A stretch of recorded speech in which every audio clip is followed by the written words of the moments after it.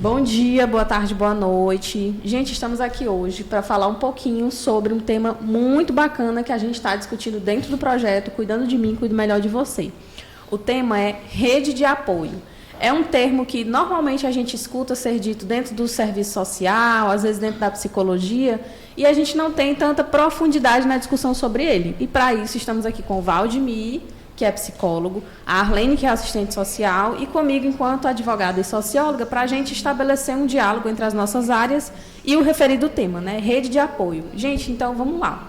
O que a gente pode entender por rede de apoio para a psicologia, Valdemir?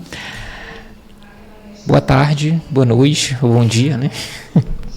Então, na psicologia, rede de apoio, ou na sociedade, como a gente pode chamar de redes de apoio, né?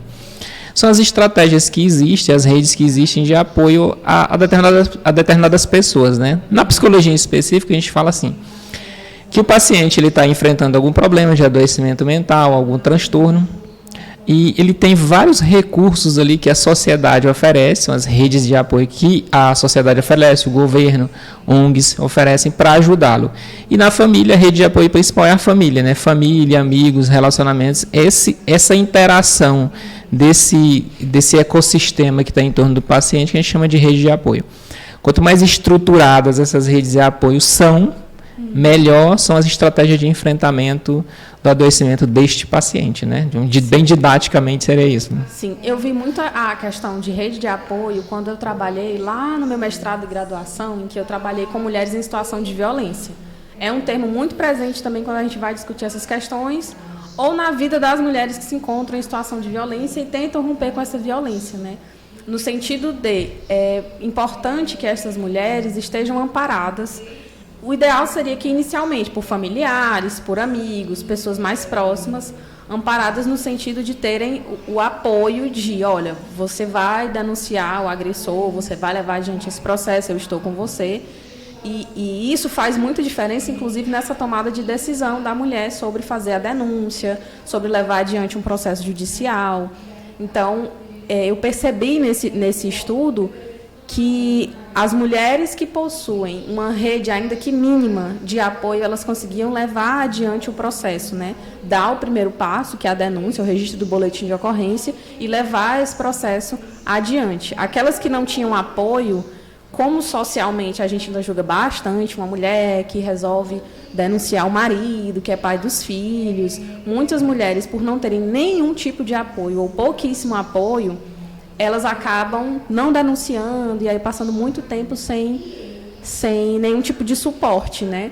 Então, a partir disso, e a partir do que tu colocou também, Valdemir, a gente vê que podemos, então, definir rede de apoio como um grupo de suporte externo ao indivíduo que está precisando de uma ajuda, né? No caso da psicologia, aquele indivíduo que está com algum problema em termos de saúde mental. Perfeito. No caso da violência contra a mulher, aquela mulher que está em sofrimento diverso, né? Porque a violência contra a mulher pode ser de diferentes formas, física, mental, psicológica, moral, sexual, patrimonial, e por aí vai. Arlene, e dentro da assistência, como é que a gente consegue situar essa rede de apoio? O que seria a rede de apoio na assistência social? Então, creio eu que a AMA não é? Uma rede de apoio. Sim. Para as pessoas autistas, para as famílias, que eu acho que isso tem sido o papel, não é, da AMA, enquanto instituição, ser essa rede de apoio para muitas famílias. E as instituições que dialogam com a AMA também, né? Por exemplo, os CRAS. Os CRAS, os CAPs. Os CAPs. Sim, também são redes de apoio. A própria família das pessoas autistas assistidas, eu acredito que elas entram também, né, Valdemir, como essa rede de apoio. Aí a gente poderia se perguntar, tá, são pessoas que dizem ok, que dizem tá tudo certo, né? Essa rede de apoio, ela, na percepção de vocês, ela pode ser trabalhada no sentido de melhorada? Esses indivíduos podem ser formados, podem ser qualificados para lidar melhor com as questões daquele indivíduo que vai precisar deles enquanto rede? Sim, e esse é exatamente o propósito principal da rede de apoio, a gente tratar dessa forma, né? Toda vez que a gente fortalece a rede de apoio, a gente está fortalecendo o paciente ou o usuário da seguinte forma. Imagina que Se a gente usar o exemplo aqui da AMA, eu tenho uma criança que lá do interior, lá de uma cidade bem remota, e ela está dentro do espectro. E lá a rede de apoio dela não tem nenhum conhecimento sobre o que é o espectro, como tratar uma criança, como ajudar uma criança com espectro, quais os direitos aquela criança tem, né? Aquela rede de apoio dela está enfraquecida.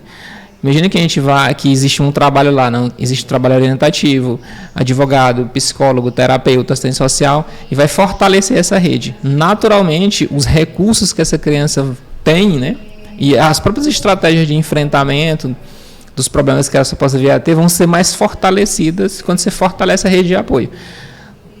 Trabalhar ali na rede de apoio, fortalecer a rede de apoio também significa melhorar a qualidade de vida das pessoas, sobre todos os aspectos, né? Na psicologia, na saúde mental, puxando um pouquinho para o meu lado, tá? Assim, Deve. Quando a pessoa normalmente já está atravessando algum problema de adoecimento mental, ela tem a tendência a se isolar, a achar que o problema está nela, então se o problema está em mim, eu que tenho que resolver. Aí ela é muito resistente, se ela nunca passou por aquilo, nunca conversou com alguém. Perceba aí a ação da rede de apoio. Se no meio dela, nesse sistema ecológico dela, não tiver ninguém que tenha passado por aquele problema, ela não vai procurar ajuda naquilo, entendeu? Pensa assim, que quando a gente está conversando com professores, que a gente explica quais são os transtornos do neurodesenvolvimento, os professores geralmente eles falam assim, cara, eu tenho um aluno assim. Aí quando ele identifica que aquele aluno é assim, aí ele chama o pai e fala. Quando a gente está falando com professores, com essa gama de profissionais que estão aí na sociedade, a gente está fortalecendo essa rede de apoio. Que aí o professor entende, ele fala para o pai, e o pai entende, conversa com os familiares, é assim, essa rede de apoio ela vai crescendo e ajudando as pessoas.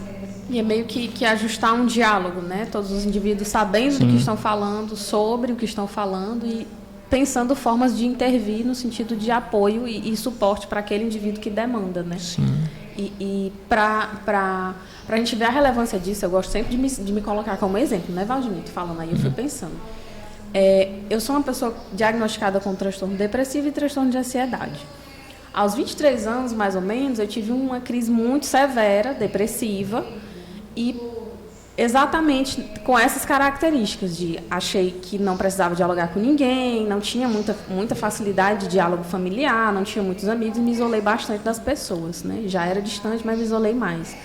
No entanto, eu consegui dialogar com uma única amiga que trabalhava dentro do sistema de saúde, né? Trabalhava num CAPS, e foi quem me deu esse suporte para procurar atendimento psiquiátrico, para ver que eu não estava bem, e me dá esse norte de dizer, olha, isso que você tem não é o que você é, você está passando por um momento aí, um transtorno desencadeado, e vamos tratar que dá certo, dá essa chance. E fez toda a diferença, né? Então, não era uma rede extensa, o ideal era que fosse, né? Até para conseguir perceber isso antes. E ter melhores intervenções, mas, enfim, foi um agente externo que contribuiu com o meu processo de percepção e de buscar ajuda e o tratamento necessário, né? Colocando aqui para as famílias da AMA, Marlene, tu acha que, ou tu vê quais seriam assim, os principais agentes para os assistidos autistas, né? Quais seriam os principais agentes dessa rede de apoio na qual eles estão inseridos? A família, primeiramente. Os profissionais, né?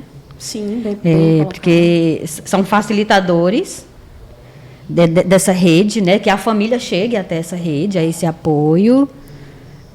Fazer os encaminhamentos adequados, né? Quando necessário. Eu acho que é isso. Sim. A estrutura, né, familiar, principalmente quando se trata de crianças, né? Com crianças, eu acho que é uma coisa muito importante, assim. Tem um exemplo que a gente usa para isso.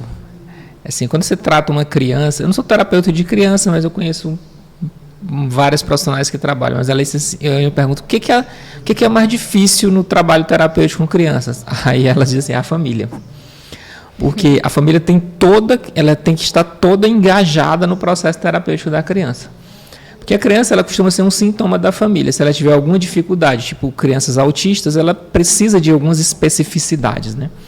Aí se o terapeuta ele dá uma orientação para a mãe e ele próprio orienta a criança ali E se chegar em casa e as pessoas que convivem com a criança elas não tiverem consciência da importância que é, por exemplo, coisas como autonomia, a criança tomar água sozinha, a criança entender ordens simples.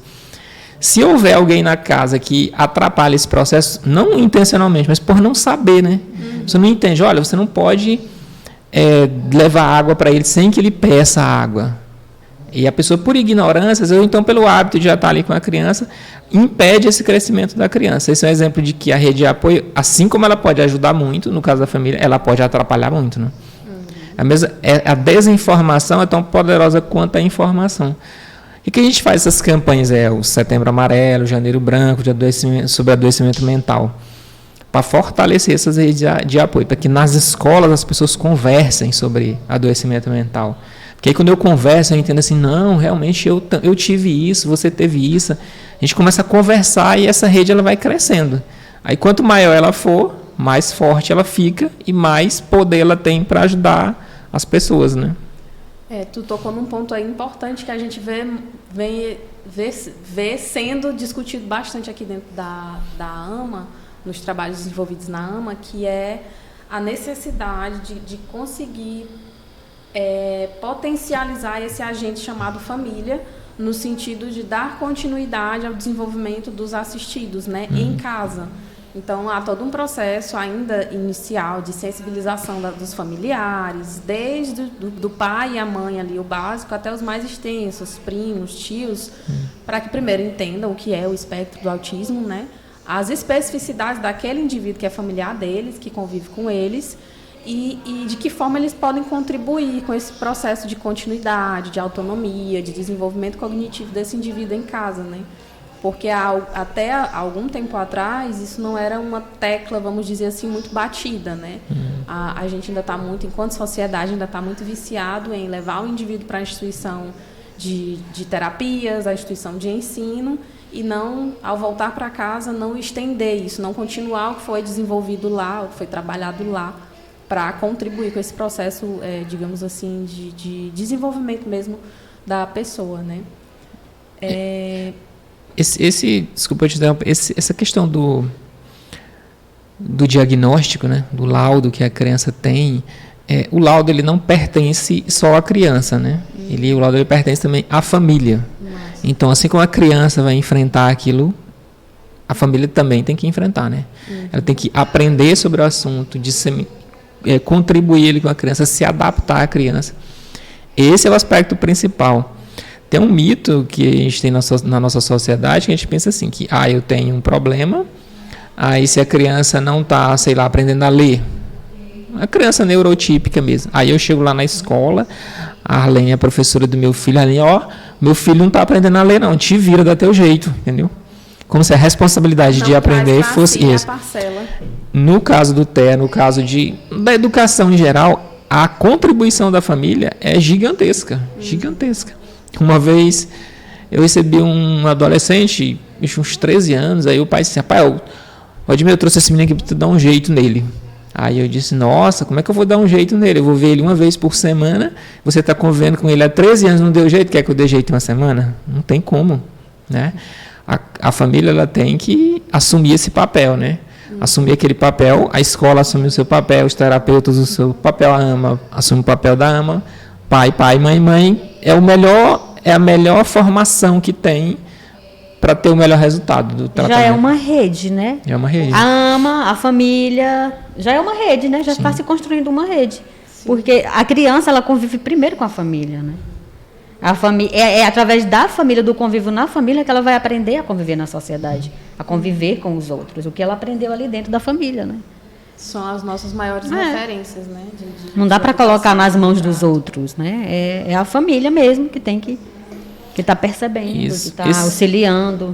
É esse nível de consciência de ver o que cada um dos papéis dessa rede executa, né? Tipo, assistente social faz isso, o terapeuta faz isso, o psicólogo faz isso, o advogado faz isso. Cada um fazendo a sua função, não esperando que o outro, que tem o Dr. Joniel, que ele é famoso aí, que ele fala assim que as pessoas ainda imaginam que quando chegar, levar a criança para o neuropediatra, Aí o neuropediatra der o laudo, diagnosticar, não, essa criança ela está dentro do TEA. As pessoas da fantasiam que ele vai receitar um remédio, a criança vai tomar, em um mês ela vai voltar e ela vai estar boa.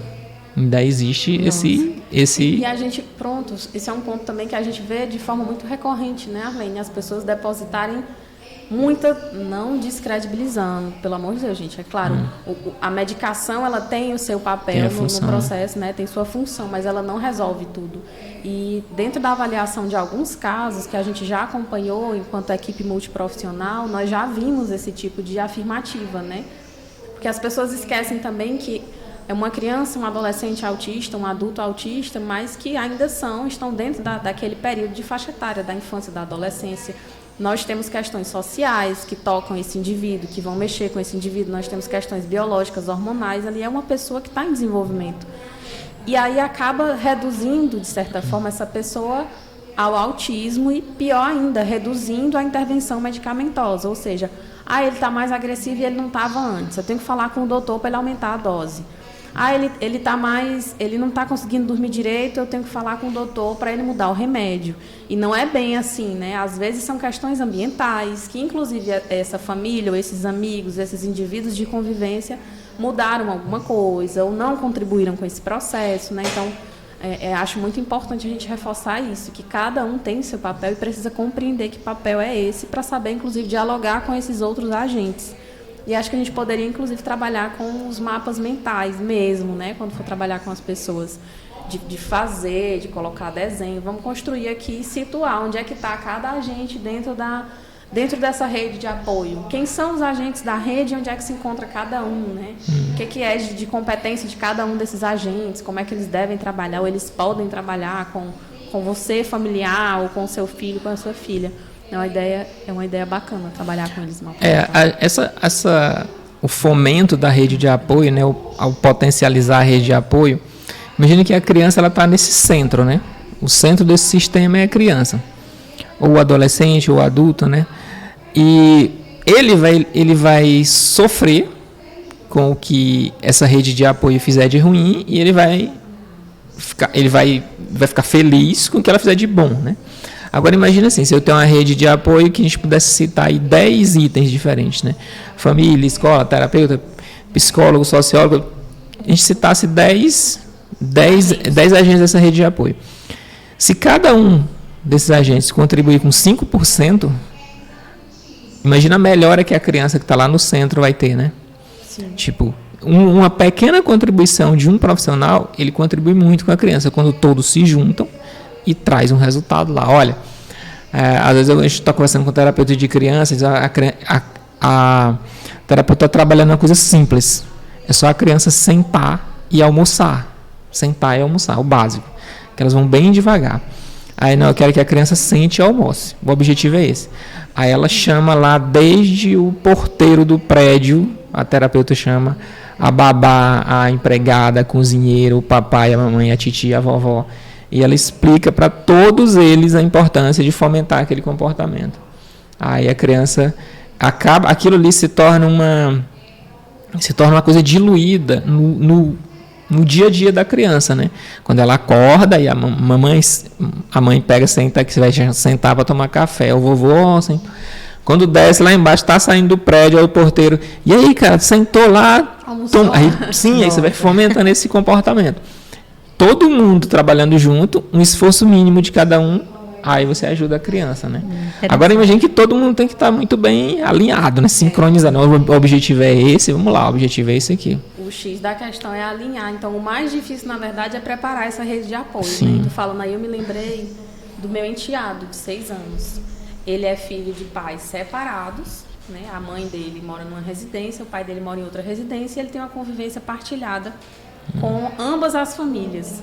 Na casa dos familiares do pai, é passado uma rotina, é passado uma orientação, um tratamento, um jeito de falar com as pessoas que é completamente diferente do que é passado na casa da mãe. E você vê que causa na criança um certo conflito, mas, acima de tudo, causam embates seríssimos entre as famílias, no sentido de quem está certo, quem está errado. Não, vamos tentar alinhar aqui, e acabam uns continuam fazendo de uma forma... Nesse caso, todo mundo está errado, né? Nesse caso, todo mundo está errado. E que bom seria se entendessem que é pelo bem daquele indivíduo, né? Que precisa desse ajuste. Que tem que dizer exatamente a mesma coisa, todo mundo. Aquela velha história de, eu posso ir em lugar tal, pergunta pro teu pai. Não. Papai e a mamãe tem que dizer exatamente a mesma coisa. Tem que estar alinhado. Dizer, ele falou que não é para ir, pronto, não é para ir. Esse jogo, né, que uma criança em fase de desenvolvimento, ela precisa muito de uma hierarquia muito definida, né, e de segurança. Tem crianças que moram em 2 casas, né, de pais separados. Eu não sei se alguém está vendo que tem filho com pais separados, mas a sensação de que eu tenho a minha casa é muito importante. Pais separados tem que ter o quarto dele na casa do papai, o quarto dele na casa da mamãe, porque ele tem que se sentir em casa nas 2 casas, né? Aí, senão, quando ele estiver lá na casa do pai, ele não tiver um quarto, ele vai achar, não, eu estou aqui na casa do meu pai, eu sou um estranho, não me sinto acolhido. Isso reverbera aí na vida, fazendo esse parênteses sobre crianças com... Sim. Mas, assim, sobre imagina assim que a gente pode generalizar essa estratégia de rede de apoio para tudo, né? Eu já conversei com pacientes que... Tipo, problemas severos, como esquizofrenia, por exemplo, né? Que é aquela pessoa que vê vozes, que escuta vozes, vê coisas, né? Que é um adoecimento muito severo. Isso costuma trazer um peso enorme, né? Sobre a pessoa, sobre a família. Geralmente, que a gente chama de danos sociais, né? Aí, o que acontece? A gente tem a tendência de esconder essa pessoa, né? De guardar ali, não falar para ninguém. A pessoa está com um adoecimento, ninguém fala, nem a família fala e tudo. Aí, às vezes, você vai entrevistar, assim, a pessoa, né? Aquela entrevista preliminar, vê que alguém na tua família tem esse problema. Não, ninguém teve esse problema, não. E tudo. Daqui a pouco a pessoa está falando aí, fala, não, tio meu que teve assim. Isso é uma coisa que prejudica muito, porque a pessoa não entende, a família não entende o que está acontecendo com aquela pessoa. Ela não entende. Aí como é que ela vai ajudar se ela nem entende? Sim. Se ele nem conversa sobre aquilo, né? O principal, no caso do TEA, acho que aquela primeira conversa, que geralmente a gente conversa com pessoas que têm filhos e receberam o diagnóstico de TEA, é aquela pessoa que manda mensagem de madrugada, quando eu olho assim, cara, esse cara aqui, mas eu queria falar contigo, tu é psicólogo e tal. Não, sim, o que é? Rapaz, que eu fui no médico, recebi um diagnóstico assim, faz o seguinte, tá conseguindo dormir? Não. Vai na internet e começa a pesquisar sobre autismo. Ver o que é o tratamento, o que as pessoas fazem, como é que as pessoas enfrentam, como é que as famílias enfrentam. Quanto mais informação a pessoa tem, menos desesperada ela fica. Aquele medo que a pessoa sente é mais um medo desconhecido. Como é que eu vou fazer com isso? Né? Como é que eu vou viver com isso? Como é que eu vou ajudar o meu filho? Com informação, que é a principal ferramenta, né? Além da rede de apoio, informação. Quanto mais informação essa rede tiver, mais fortalecida ela está. É bom ressaltar que essa informação ela tem que ser mediada, né, pelos profissionais de conhecimento técnico, porque quando a gente tem esse vício de ir na internet procurar soluções para tudo, para o câncer, para problemas de toda a ordem, e acaba se precipitando com altos diagnósticos, né? Não é nesse sentido, é no sentido mesmo de ver que existem informações à disposição do indivíduo sobre o espectro, sobre depressão, sobre transtorno de ansiedade, por aí vai, e que tem os caminhos adequados, né, os profissionais qualificados para você procurar a confirmação dessa informação e um suporte mais direcionado, né. Gente, eu acho que é um tema que ainda dá para discutir bastante coisa, né, que a gente vai aproveitar também na prática, quando estiver ali executando o projeto. Mas acredito que o que a gente abordou até aqui deu um norte legal, né, para quem estará nos assistindo. Sim. E vamos às nossas considerações finais. O que a gente pode dizer para o pessoal sobre rede de apoio? Vocês querem finalizar com alguma fala, alguma coisa? Eu já estou na posição de apresentadora, porque eu costumo apresentar uma maquete, então não tem... Eu aprendi muito sobre rede de apoio. Até então era um assunto assim para mim muito... Não era muito bem esclarecido, né? Porque assim, eu comecei a trabalhar agora na minha área e não tinha tido ainda muito conhecimento. Mas recomendo que as pessoas busquem, né? Conhecer mais sobre isso, inclusive os profissionais também, né? Porque não são todos os profissionais que sabem, sim, inclusive. Verdade. Mas é importante a gente conhecer, para a gente estar ajudando, né, auxiliando, informando as pessoas sobre isso. Ou mesmo quando se vir na situação de precisar de uma rede, saber que ela pode existir ali, né? E é verdade, é verdade. Eu às vezes brinco e falo que tem um princípio bem básico, assim. Você mencionou depressão, né? São os casos que a gente mais recebe na clínica. A pessoa chega com depressão e ela... Imagina que ela está passando a primeira vez aquela crise de depressão. Aí a pessoa vem num momento muito obscuro da vida. Aí ela senta ali e ela fala, e faz um esforço enorme para falar e tudo. Aí eu faço o seguinte, para quebrar o gelo, eu digo para ela assim, você não vai morrer disso. E eu já vi várias pessoas que já passaram por esse seu problema, porque você está passando por esse seu problema e ele é muito seu. Mas quando ele passar, você vai perceber que existia uma solução. E existe solução, né? Procure. Eu até falo que eu até brinco assim, a primeira coisa que você fez no caminho da cura, de melhorar, foi isso. Você procurou ajuda. Né? Não existe nada que não exista uma solução, uma adaptação, né? Até onde, por exemplo, crianças com TEA podem ir, né? O diagnóstico ele é muito assustador, né? Uhum. Quem recebe um impacto muito grande. Aí você fica com aquele medo. Esse medo, quando você dilui, você não fica... Tem gente que ainda nega, né? Infelizmente, famílias que negam o diagnóstico de TEA, demoram para levar a criança para as redes de apoio, demoram. Isso acaba prejudicando a criança. Por quê? Por medo. Eu tenho medo de quê? Eu tenho medo de coisas que eu não conheço. Quanto mais informação você tiver, menos medo você vai ter, mais capacitado você vai estar para enfrentar aquela situação. Quando a gente explica para a pessoa o que é uma depressão, o que é um transtorno bipolar, o que é transtorno de ansiedade generalizado, o que é TEA, quando a gente entende isso, quanto mais pessoas na sociedade souberem desses problemas que existem, acho que mais as redes de apoio vão estar fortalecidas, mais a gente vai conseguir contribuir com a sociedade, principalmente com as pessoas que precisam dessa ajuda, né? Nossa. É isso. Então, a palavra que fica, gente, é informação, né? Informação. Busquemos informação, sejamos replicadores de informações corretas, fundamentadas, uma vez que estejamos ali orientados pelos profissionais qualificados. E informação é tudo, faz toda a diferença na nossa vida, né? Sim. Obrigada pela sua audiência e tchau, tchau. Até o próximo.